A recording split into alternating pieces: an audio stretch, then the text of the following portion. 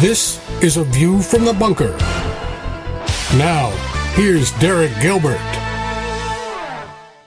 Donald Trump, Nikola Tesla, time travel. What do these things have in common? You're about to find out. Welcome to A View from the Bunker. I'm Derek Gilbert.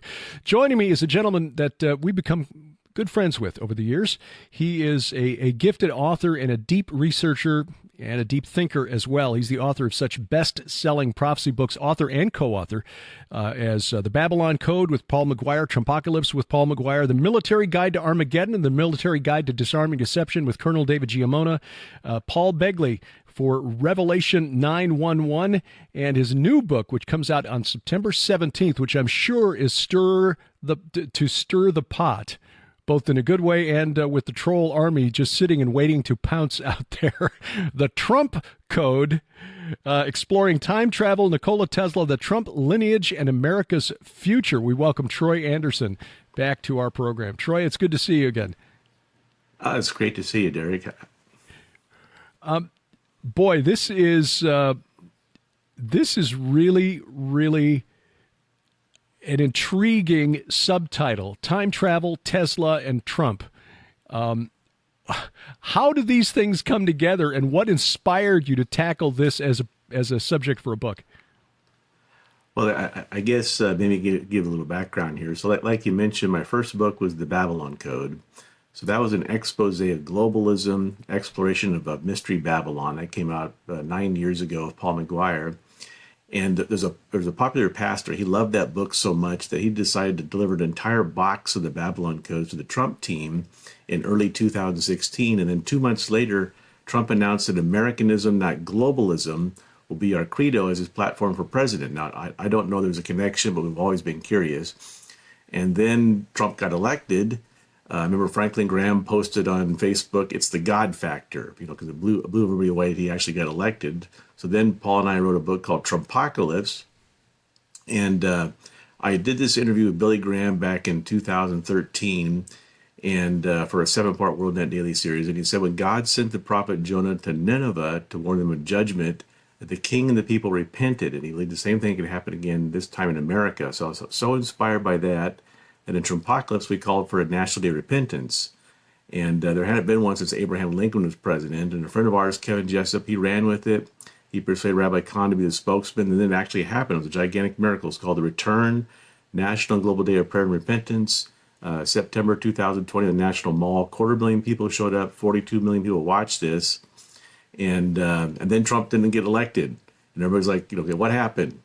And so then flash forward to April 8th of this year, you got the Great North American Eclipse. It goes through all these towns called Nineveh. And so I wrote a story for Charisma called The Great North American Eclipse. Is this our Nineveh moment? Is this our chance to turn back to God right before this election? And then Charisma got a hold of me and asked me to write the Trump Code. So the Trump Code puts together this 5,000-piece jigsaw puzzle of what's going on. How does Trump fit into this unfolding end-time scenario? Is this our Nineveh moment? And that's sort of the background. Nineveh Moment, for people not familiar, of course, that's the story of the prophet Jonah, who was sent against his will to the king of Nineveh, the Assyrian king, and demanded that the city repent. Jonah was kind of disappointed when they did, and God's judgment relented on Assyria for a little while. How do you see that paralleling the situation of the United States in 2024? So, all these books I've written have looked into, are we really moving into these end-time events the Bible talks about? And what seems to be the center of gravity, the focal point, is this push for globalism, this push for some kind of global government, essentially. And the Bible warns us about this in the book of Revelation, that the Antichrist and false prophet will preside over a one-world government, economic system, and probably a cult-based religion. And so it seems like everything we see happening today is moving us towards that. The world is being prepared for the arrival of the Antichrist and this world government. And the only thing standing between us and that is America. And so the globalist elite view America as a bloc because we have a constitution, the Declaration of Independence, the Bill of Rights, and we're been traditionally resistant to globalism and this push for a world government. And President Trump also opposes that. So his credo was Americanism, not globalism, will be our credo as his platform for president, and he stood in their way. And as we've seen, they've tried everything they possibly can to get rid of him. Impeachments, criminal charges, assassination attempt, you name it. They've tried everything. But, God has somehow kept him, alive through this whole ordeal. And so we now stand at this pivotal moment in history where we can reelect him and maybe push back against this evil agenda.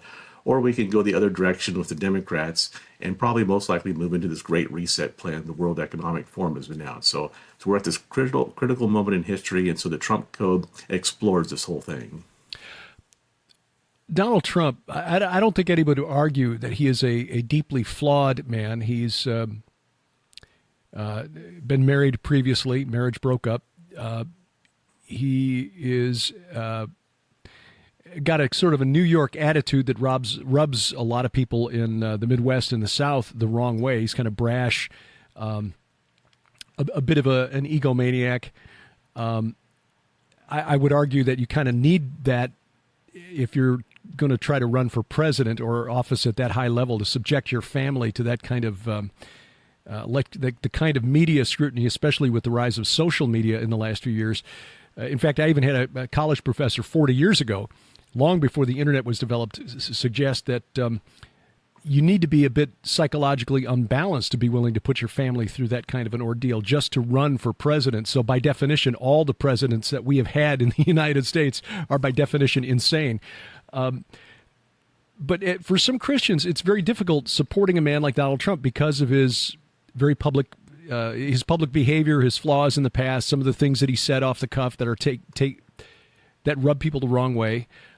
How do we as Christians reconcile Donald Trump the man with what appears to be a divine purpose? Yeah, I mean, everything you said is generally agreed upon by most people, and so he's a flawed man, just like all of us are, and it has these various character issues that rub many people wrong, right? And so we actually have this like Trump derangement syndrome that half the country seems to have. But in every I'm a reporter. I've covered politics for three decades for mainstream media. And whenever you're in politics, you see the behind the scenes. There's a lot of corruption. There's all kinds of flawed people. There's all kinds of crooked stuff that goes on. And so when we go to the polls, we're not electing Jesus Christ to be president. We're electing a flawed human being who's just like us, who sins and does all kinds of stupid things, evil things. And so it's a choice between lesser of two evils, is the way that most political scientists talk about this. And so, instead of looking at the person, their personality, it's not many people see it as a personality contest, but in reality, it's about the policies that this individual is going to implement. And so, like I said, if we vote for the Democrats, and these people are just, sort of figureheads, there's a very powerful forces behind the scenes that, that largely control what goes on now today. And so it's the policy positions. Is the Republican platform perfect? Of course not.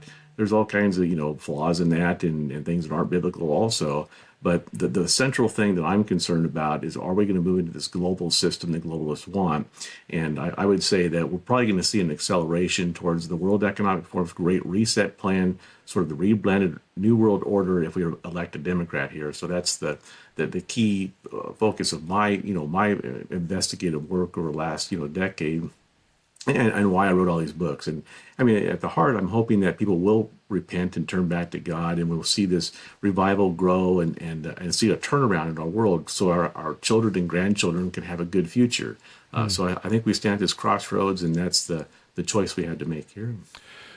We have seen some of the images and video of Donald Trump's son, the son by Melania, Barron Trump, graduating from high school recently. That kid is tall. Remember him just a little boy when President Trump entered the White House in 2017. And here we are 7 years later. The kid is about 6'5" and getting out of high school. There's a connection to a series of novels written back in the late 1800s, an attorney by the name of Ingersoll Lockwood, that featured a character named Barron Trump. Now, Barron spelled slightly differently, a single R. Barron Trump, the son of Donald, is got two R's in his name. And I'd seen some writing about this years ago, some of the strange parallels. You make this an important section of the book, The Trump Code. What is the connection between the Baron Trump novels by Lockwood and Donald Trump today?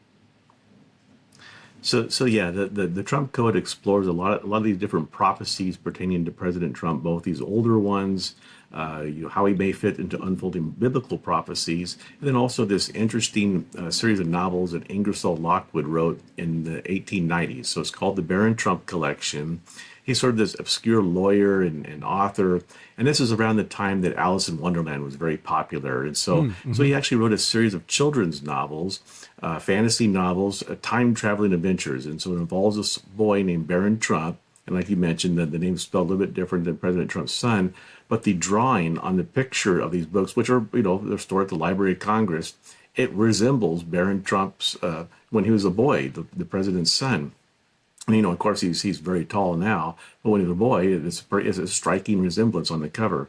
And so in the novels, the boy goes on these time traveling adventures guided by the master of masters, his uncle Don, and he lives in Trump Castle on Fifth Avenue, where Trump Tower now stands today. And they had this grand old time, all these sort of, just sort of wild adventures, time traveling adventures. And so people, there's been stories in Newsweek, Politico, I think Vanity Fair, that kind of thing, over the last 8 years. What is this all about?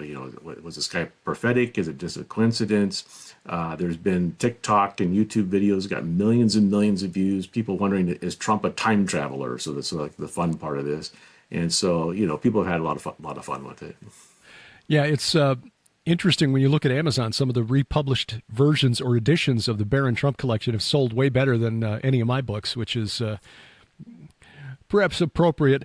But it is intriguing that there seem to be these parallels of you use the word prophecy. Would you go that far, or are these strange coincidences? How do we explain the apparent parallels between the stories of Baron Trump written by Lockwood 130 years ago and what's going on today? Yeah, so in the Bible, God did show different prophets the future. How did he do this? Was he just through a dream, a vision? With the Apostle John, there's a question about did he actually take him to see into the future? There's also that incident on the Mount of Transfiguration where both Moses and Elijah joined Jesus there. Did they come from heaven, or were they brought from the past into the future? God is outside of time and space. Obviously he can control all these different things. And so those are all questions we ask in the book. And so then there's just regular people like Ingersoll Lockwood. Could he write something? Could God show him the future? Well, think about the books by George Orwell, 1984, and look at what's going on today. Big Brother, groupthink, the surveillance state. That seems prophetic in nature. How about Ray Bradbury's Fahrenheit 451, the burning of books? Look at cancel culture today. We're watching that unfold. We're Aldous Huxley in Brave New World.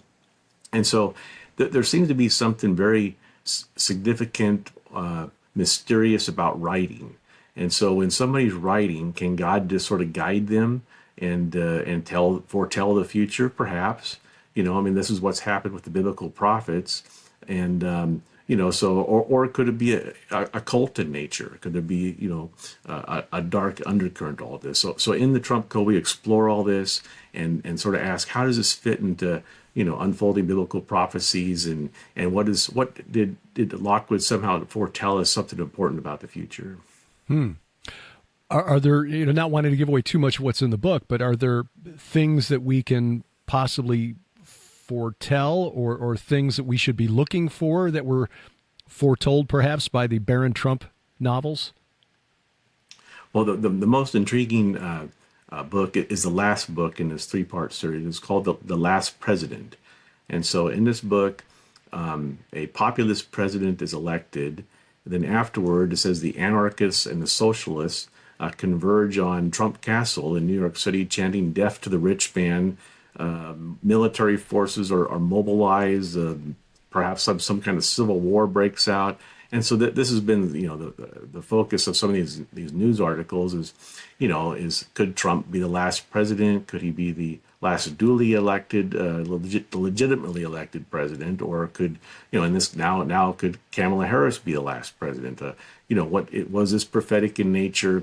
How does this fit into unfolding Bible prophecies? So we explore all that in the Trump Code. Nikola Tesla is mentioned here, and anytime his name pops up, it's very intriguing. I actually did an interview with Stan Deyo years ago about Dr. John Trump, who is an uncle of Donald's, who apparently was sent by the FBI to investigate and recover Tesla's remaining papers when he passed away in the 1940s.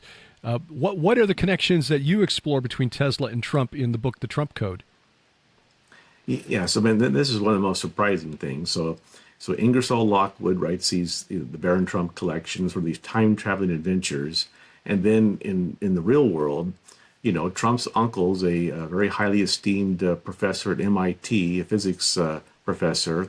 And when Tesla died, so Tesla is sort of considered the architect of the modern world. He's this genius inventor, lived from the late 1800s to 1943, and actually was living in different hotels in New York City when he died. And he's credited now with inventing what became our modern electric grid.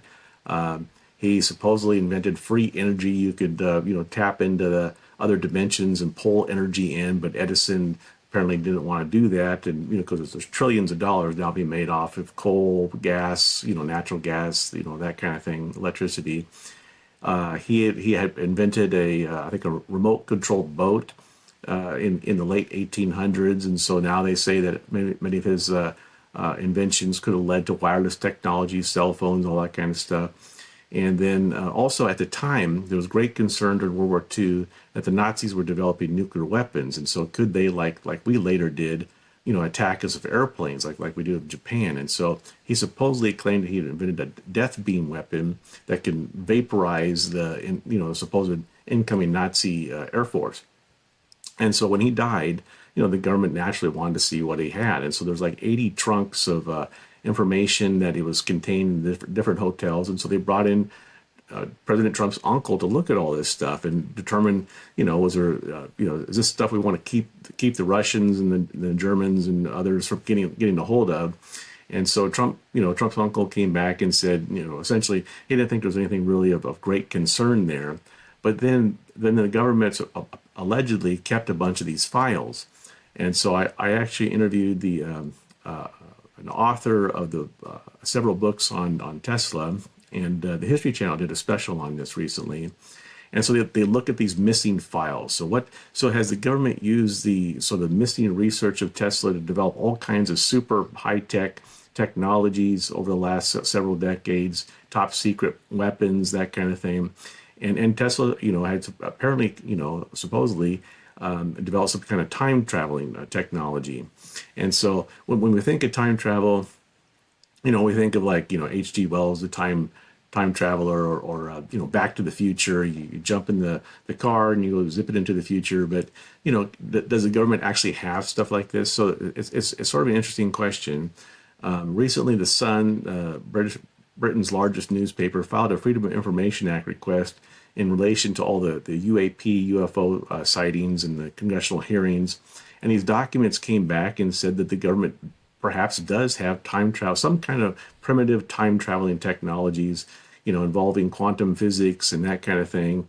And then there's been various articles like Scientific American and things like that talking about, research has been done into this field. Perhaps CERN is doing research into this kind of thing. So we don't know exactly what they have. My co-author, Paul McGuire, he's done a lot of research on this. And he said he believes what the government actually has could be 100, 150 years ahead of what we see technologically today. So it's interesting. We explore this in the book, and what exactly does the government have, and so it's an intriguing question. Looking for the hand of God at work, not just in Donald Trump, but in all of our lives, in the great shifts and changes of history. Is something that Sharon and I have been trying to do for quite some time. We were talking before the program here about how I spent a good deal of time researching the presentation I gave recently at the conference in Ohio about the history behind the formation, the restoration of Israel as a nation in 1948, and how that history is rather hidden from most of us. But when you look at it closely, I think the hand of God is pretty evident in that event. But we also recognize that we are not, as Paul wrote, not wrestling against human opponents. We wrestle not against flesh and blood. Darker forces at work trying to frustrate the plans of God. Of course, they won't. Psalm 2 says, "He who sits in the heavens laughs, the Lord holds them in derision." What are some of these plots and schemes of the enemy, and how do they relate to the characters you write about in the Trump Code? So the Bible tells us there's a great interdimensional spiritual battle going on in the background between the forces of light and the forces of darkness, between the forces of God, the angelic realm, and the forces of Satan and the demonic realm. And so much of what we see playing out today is we're sort of the pawns on the chessboard of this great battle that's going on, and it's going on in other dimensions. And now scientists are now saying there could be at least 10 different dimensions, and this is essentially what the Bible tells us. And like I mentioned, God is outside of time and space, and He has ultimate control over human affairs. We do have free will, but because He's so much more intelligent than we are, He has control over the destiny of humanity. And so He can manipulate time space. He can change things. And the Bible talks about God raising up leaders and deposing leaders and things like that, and that the steps of a righteous man are guided. And He has a destiny for all of our lives from the foundations of the world. So, and He also calls us to engage in spiritual warfare. The Bible talks about, resist the devil and he will flee. It talks about, Jesus told us to occupy until I come. And so, a lot of people have asked, is it just a fait accompli that, we're going to move into the events of the book of Revelation? Is there anything we can do about it? And that's why I was so inspired by the interview of Billy Graham, as he said he believed that we could, change God's mind, essentially, by repenting, by turning back to God. We could see a turnaround. And so that's been the message and the theme of all my books, is that, just like Jonah, warned Nineveh, we need to turn back to God, and we could see some kind of turnaround. We could see this. There's been these signs of revival going on across the country. You had the Jesus Revolution film came out about 1.5 years ago. Then you had the Asbury revival and the baptisms at colleges across the country. Here in Orange County, Greg Laurie's down there. It seems like every few weeks baptizing thousands of people. I just went to church on Sunday, and the baptismal must have been surrounded by several hundred people. I've never seen something like that before. Wow. So I think as people are waking up to the sheer level of evil going on, a lot of people are turning to the Lord. And so, God loves us. He's very patient and long-suffering. And so I believe His heart is that we would turn to Him and bring as many people into the kingdom as possible. And that was Jesus' last instruction to us, to take the gospel to all the world.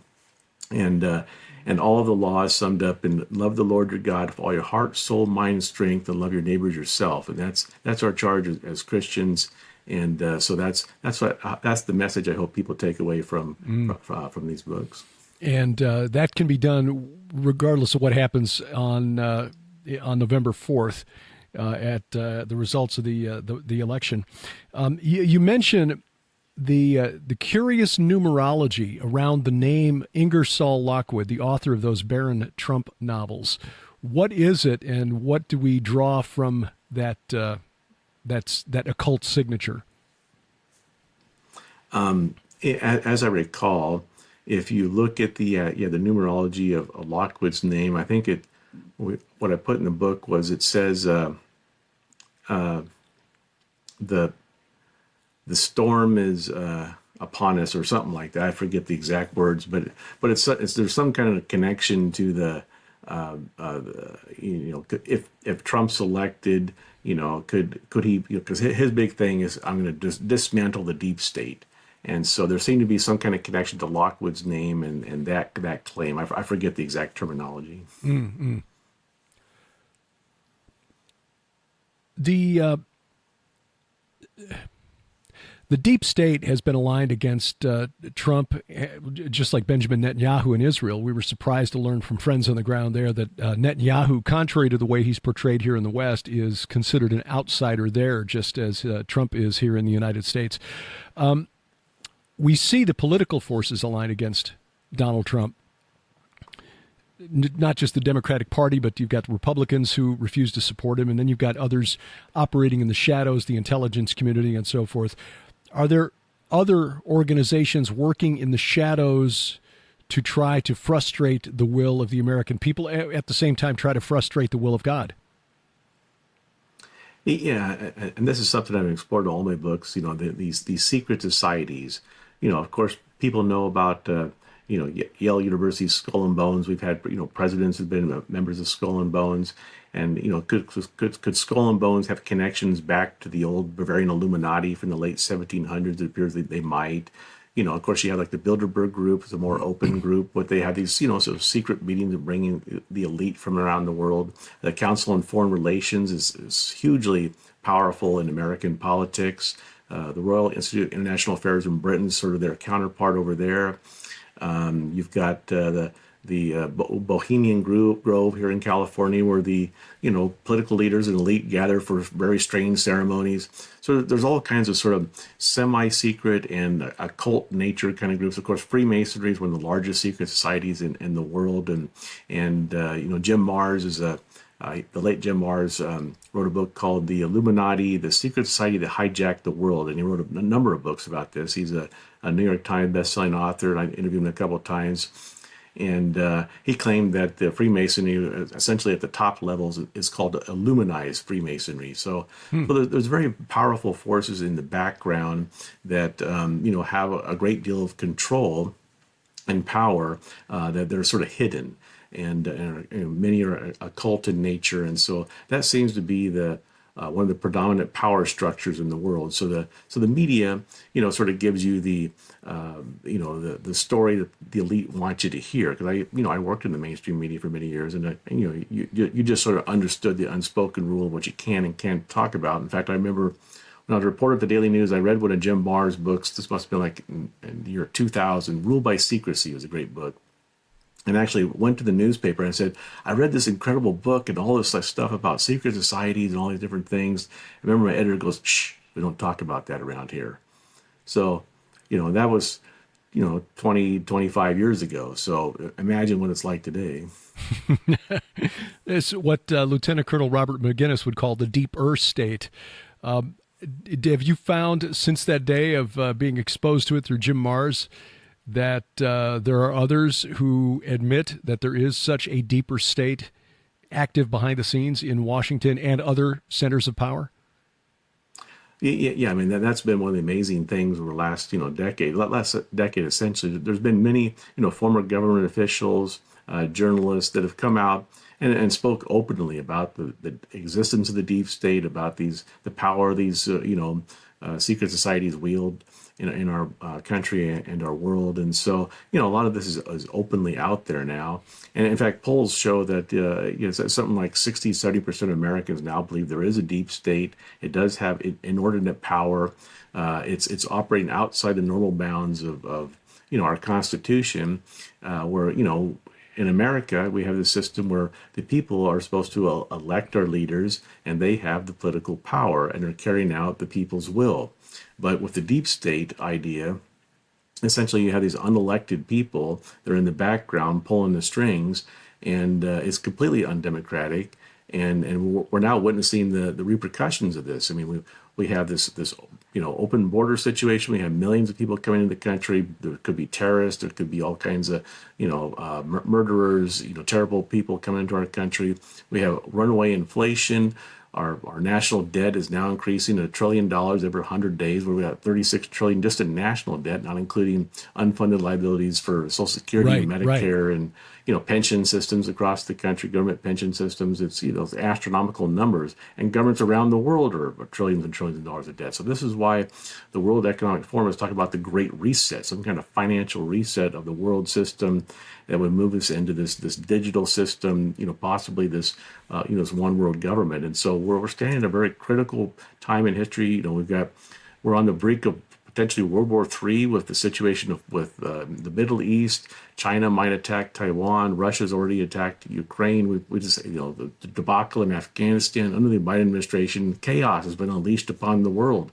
And so I would encourage people to go vote this November, vote biblical values, and push back against this evil agenda. I think God's put the ball in our court, and He's expecting us to do what good Christian soldiers are called to do throughout history. It's never been easy, and now the time to. Think about President Trump. He was almost killed just by a miracle. He turned his head at the last moment, and then what did he do? He got up and he said, "Fight, fight, fight!" So it's very inspirational. How many people would do that?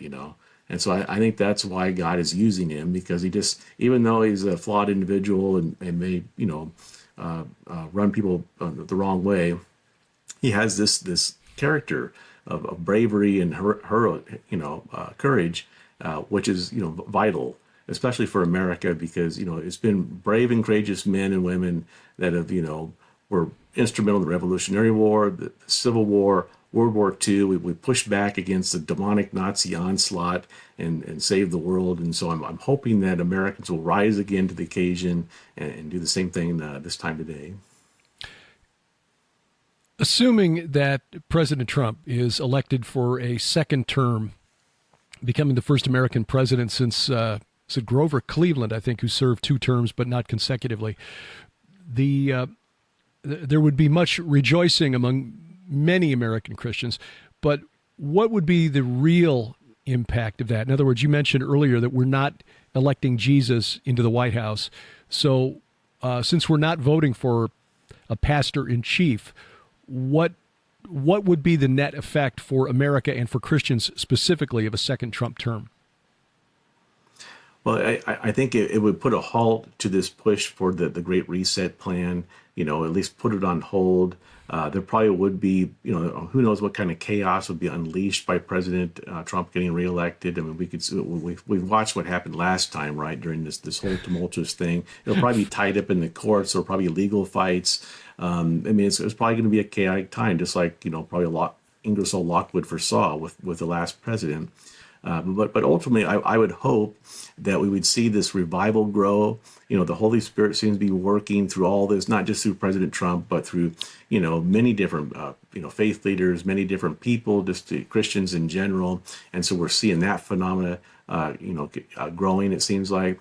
And, the policies that the Trump administration is proposing would probably, hopefully, be good for our economy, for freedom, because we've seen sort of, many signs of persecution with this administration of Christians. We've seen this administration, to a certain extent turn against Israel, and God tells us in the Bible that Israel is the apple of his eye.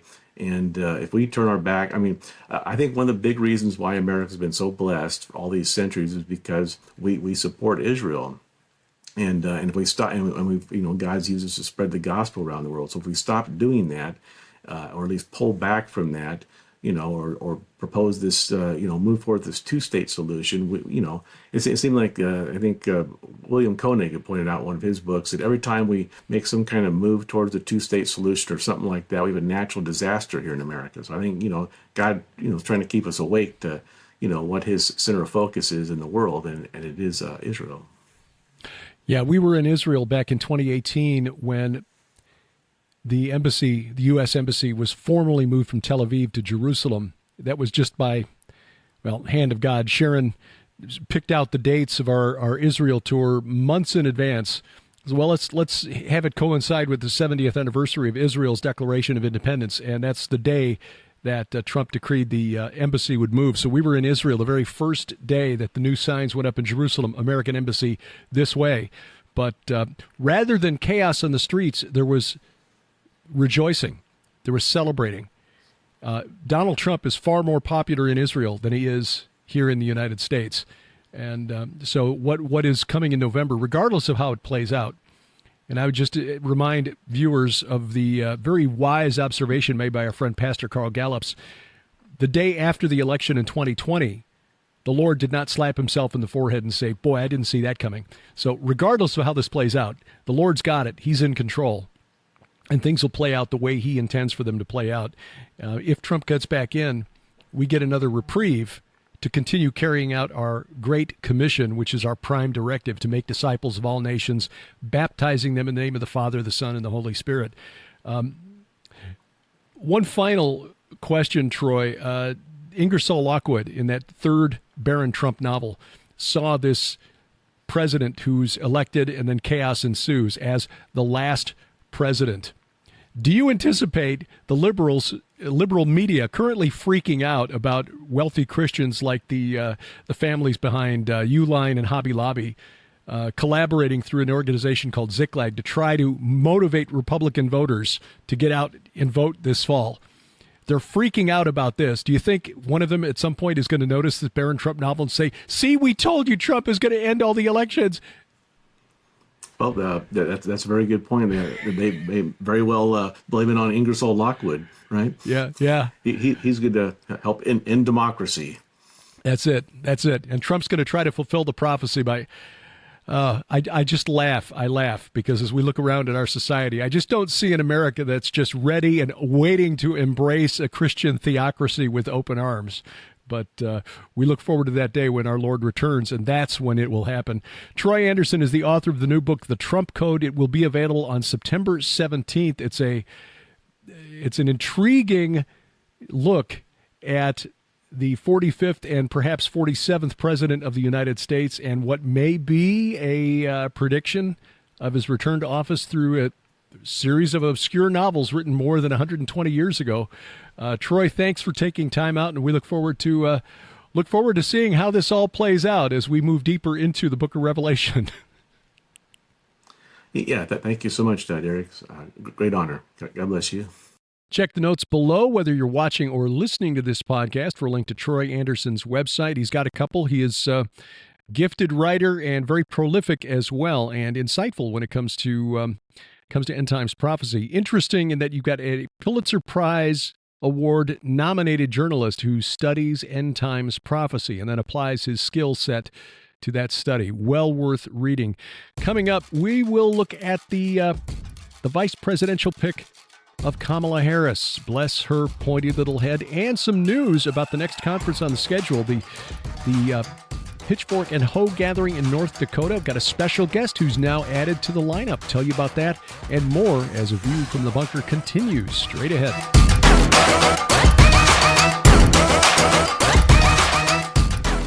Giants, gods, dragons, they're all real. We may not see them with our natural eyes, but their handiwork is evident in what's happening in the world around us, the spiritual warfare taking place. It is so true. It's obvious in Israel, but worldwide.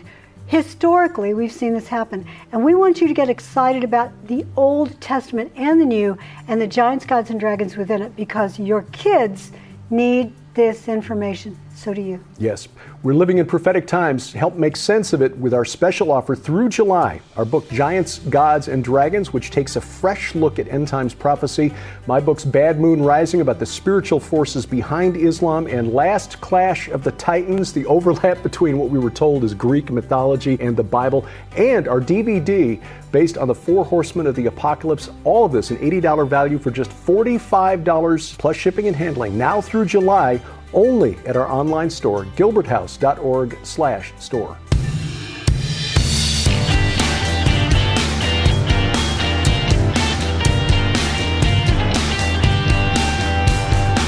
Driving the internet to think every Sunday night from the beautiful Missouri Ozarks. This is A View from the Bunker. I'm Derek Gilbert. You find us online at VFTB.net.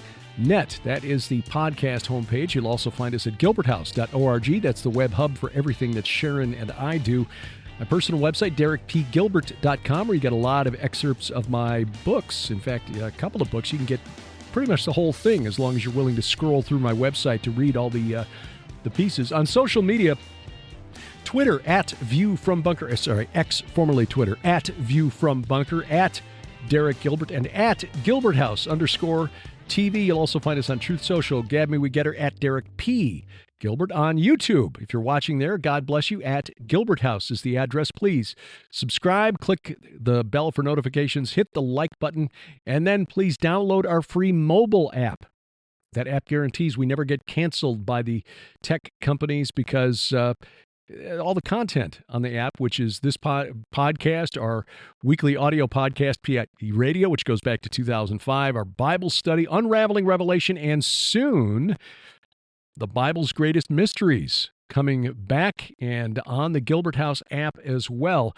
You'll find it at gilberthouse.org/app, gilberthouse.org/app, also available at VFTB.net. Check the top menu bar there for the link. Well, this week, as the election draws ever nearer, we're just 3 months out from Election Day. Kamala Harris announced her vice presidential pick. Contrary to expectations, most people looking at it thought it would be Governor Josh Shapiro of Pennsylvania. Instead, it's Governor Tim Walz of Minnesota. This was a bit of a surprise because Shapiro is very popular in the state of Pennsylvania, which is a critical swing state. Democrats really need to win Pennsylvania and Michigan, Wisconsin. Well, both parties. These are important battleground states. And Shapiro would have brought her a couple of things. First of all, probably would have carried Pennsylvania, which is an important hall of electoral college delegates. That would have been very important, but also would have helped her burnish her image a little bit regarding her stance on Israel with independent voters. Because Harris has been very anti-Israel, I would say. She was very disrespectful to Prime Minister Netanyahu when he visited the country recently, did not attend his address to Congress, did not meet him at the tarmac when he landed in the United States. This was a very disrespectful way to deal with a man that we keep saying is the leader of America's best ally in the Middle East. Bringing in the Jewish governor of a popular Jewish governor of an important swing state would have been the obvious choice for political reasons, but because Shapiro, 30 years ago, as a college student, wrote an op-ed piece for his campus newspaper arguing that Palestinian Arabs don't want peace, that a two-state solution will never work to solve the Israeli-Arab conflict because the Palestinian Arabs don't want to live peacefully side by side or next door to Israel. They want war. They want to take the whole land. Shapiro last week was trying to walk that back, basically saying, I have matured since then and I've gotten more liberal. That rarely happens. Usually you go the other way around. Because 30 years ago, 40 years ago, when I was in college, I was a lot more sympathetic to the Palestinian Arab cause because I'd been soaking in the message from the corporate media for all my life, which is far more sympathetic to Palestinian Arabs than it is to the Israeli Jews. When you start reading some history and see the way things really have unfolded in that land for the last 100 years, you realize that the story that we're told in the West is not the actual history of what has transpired. As I think it was Churchill said, my father quoted it, and I've never looked up the original source of the quote, but it basically goes like this. If you're not a liberal when you're 20, you have no heart. If you're not a conservative by the time you're 40, you have no brain. So for Governor Shapiro to have gone more liberal over the past 3 decades suggests that he has simply modified his beliefs to accommodate his political aspirations. Setting that aside, it still would have been a good move for the Harris campaign to just tell the far left wing of her party to pipe down and shut up because they needed Shapiro and the state of Pennsylvania to carry her to election victory in November. But by selecting Tim Walz, you get the governor of a state that is already going to vote Democrat. Minnesotans have not voted for a Republican president. I should say a majority of them have not voted for a Republican president as long as I've been alive. That's more than 6 decades now. So they're not going to vote for Trump this time around. So getting Tim Walz brings nothing in terms of electoral votes. It also is kind of an unforced error, or as you Brits might say, an own goal, basically scoring against their own side, because Tim Walz has some baggage that will be exploited by the Trump campaign. He refused to send in the Minnesota National Guard to quell the riots in late May, early June of 2020 for several days. Jacob Frey, the governor, the mayor of Minneapolis, asked the governor for the National Guard after rioting broke out. You remember the fiery but mostly peaceful protests? Governor Walz refused to send the National Guard in for 3 days because he said it would just make the rioting worse. A lot of confidence in the National Guard soldiers there, Governor Walz. It would make the rioting worse, and besides, people needed to blow off some steam. So burning black-owned businesses and police cars and committing acts of violence, that's okay because the cause is just. You better believe this is going to come up on the campaign trail. There's also Governor Walz and his rather draconian policies during the pandemic, setting up a hotline for Minnesotans to squeal on their neighbors if they were outside without a mask. Like, come on, that's not going to play well here in Middle America. And there are other things, like his executive order making Minnesota a sanctuary state for youth confused about their gender. Mom and dad don't want to let you get the affirming care. Now, come to Minnesota. We'll take care of it for you. Basically, the most liberal state east of California and west of New York. More liberal than Illinois, even. That's who Kamala Harris has chosen for her running mate. It is, I'm not alone in saying this. I see other pundits as well, just sort of scratching our heads and saying it is really not clear what Tim Walz contributes to the Kamala Harris ticket.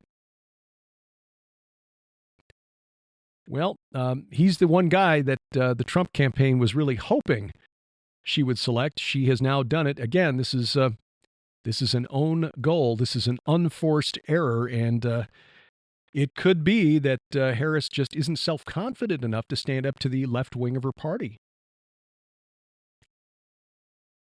Don't know. Whatever. Bless her pointy little head. Going to be in North Dakota, a state to which many Minnesotans have fled to get away from the left-wing policies of Minnesota. Just in about a month, September 7th and 8th, this is the Pitchfork and Hoe Gathering in Valley City, North Dakota. It's actually run 6th, 7th, and 8th. I was speaking on Saturday and Sunday. The 7th and the 8th, be talking about The Gates of Hell, which is the title of our forthcoming book that's coming out in October. Sharon and me, we now have a publication date. The Gates of Hell coming in October. We'll be talking about that on Saturday. Then on Sunday, The Secret History of Israel. This is the hidden history that led to the creation or the recreation of the independent Jewish state in 1948. A lot of things happened behind the scenes. A lot of skullduggery because, well, we're going to actually take this presentation and turn it into a sort of documentary here in the near future.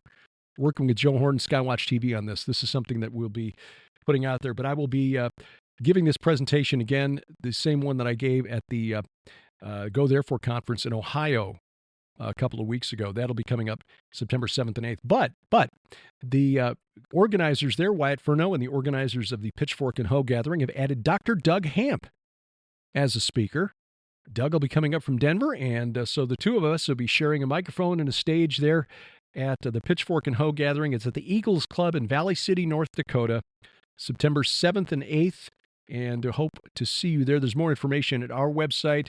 You can also find it on our app under the calendar section, upcoming events, and at the Pitchfork and Hoe Gathering Facebook page, of course, on Facebook. By the way, speaking of the Go Therefore conference, there were some folks who asked about getting access to the streaming video because, God bless him, John Haller gave us a shout out on his prophecy update this past Sunday. John came over from Columbus and basically came out to see my presentation. And I take that as high praise because John's weekly prophecy update, and I'll link to that in the notes, because if you're not subscribed to the YouTube channel and watching John's updates, it's basically a week in review of news with prophetic significance. And he does an excellent job in relating what we're seeing happening around the world, especially in the Middle East, to Bible prophecy. So John came out and he recommended people get the streaming video package just to watch my presentation. And again, I'm not trying to pat myself on the back here. I'm just letting you know how much I appreciate that word of endorsement and encouragement from John Haller, because he is a gentleman I truly respect, both as a man and as a student of end times prophecy. I would also suggest that seeing the presentations by Joe Artis Horn talking about why we do what we do at Skywatch TV, the work at Whispering Ponies Ranch, trying to help children at risk, is worth seeing. And I will say, as I've said before, when you watch Joe's presentation, make sure you have tissues handy, because it is very emotional and very powerful. But you've also got talks by Dr. Sherry Tenpenny, Pastor Carl Gallups, a recorded presentation by Dr. Judd Burton. So a lot of good stuff. Tom Dunn as well. All worth it. So if you're interested, the streaming video package is still available from the Go Therefore Conference. It's at gothereforeconference.com. And click there and you'll get access to the videos. Sharon's presentation, which is a dramatic reading of a short story that illustrates the risk posed by independent artificial intelligence or autonomous AI. A short story called The Return of Kronos. Well worth it, because she really gets into it and does a dramatic reading, basically. So well worth it. This was one of the best conferences that we've been blessed to be a part of, and you can still take part in it long distance by getting the streaming video package from gothereforeconference.com. Coming up in December, we'll be in Branson for the Prophecy Watchers Christmas in Branson Prophecy Conference. This is going to be quite a gathering. L.A. Marzulli, Bill Salas, Ken Johnson, Billy Crone, Mondo Gonzalez, Josh Peck, Lieutenant Colonel Robert McGinnis, and many others. So we're honored to be a part of this and take part in that presentation, that conference. You can find out more online at prophecywatchers.com. Also, Branson Christmas Prophecy Conference.com.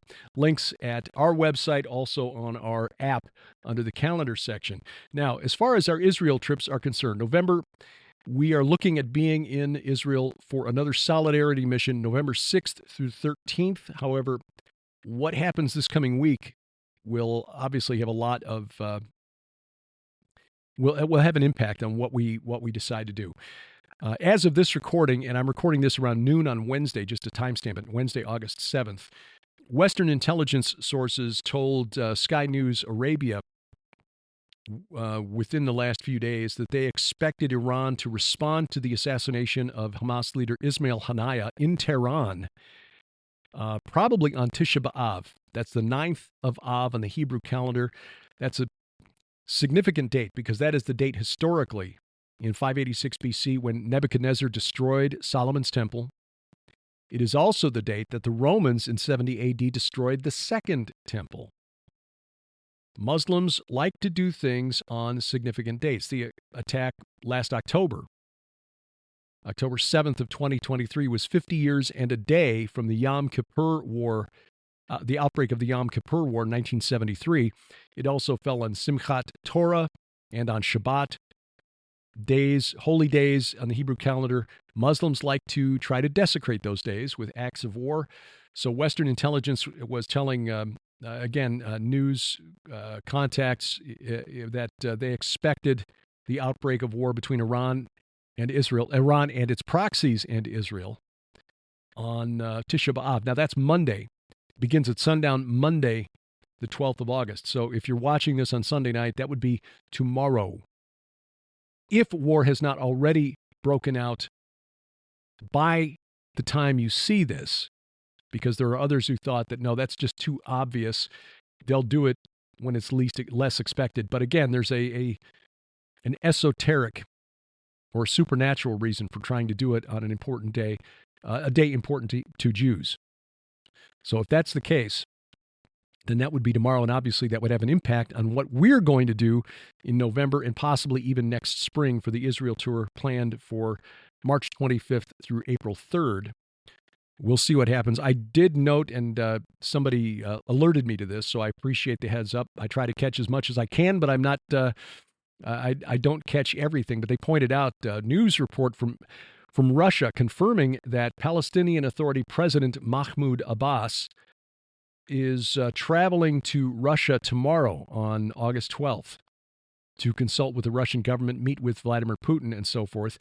So, is that coincidence? Or is Abbas getting out of Israel before the missiles start flying? Don't know, but I wouldn't be too surprised. I mean, it could be, and this was reported as early as Monday of this week, so this is not news by the time you're watching this. It's just an interesting data point that may not be coincidental. It's possible that Abbas knows that something is coming on Tisha B'Av and plans to be out of the area just in case missiles go off course and start hitting cities in Judea and Samaria, like, Ramallah or Nablus. So we will see. Just ask you to pray for the peace of Jerusalem, not because we care about our tours, but because there are a lot of innocent people who'll be caught in the crossfire, and we don't wish anybody dead. Israeli, Arab, Jew, Christian, Muslim.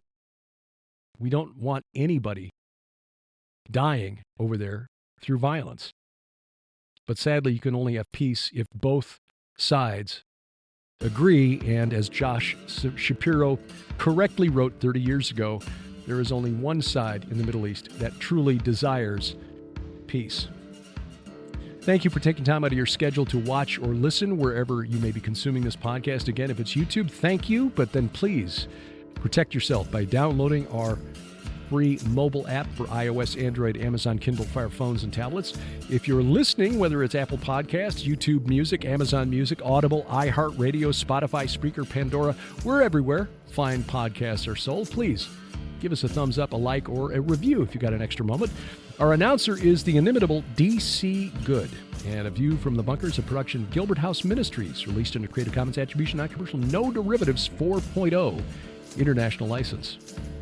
We wrestle not against flesh and blood. Good night, Oliver, wherever you are. I'm Derek Gilbert. This is A View from the Bunker.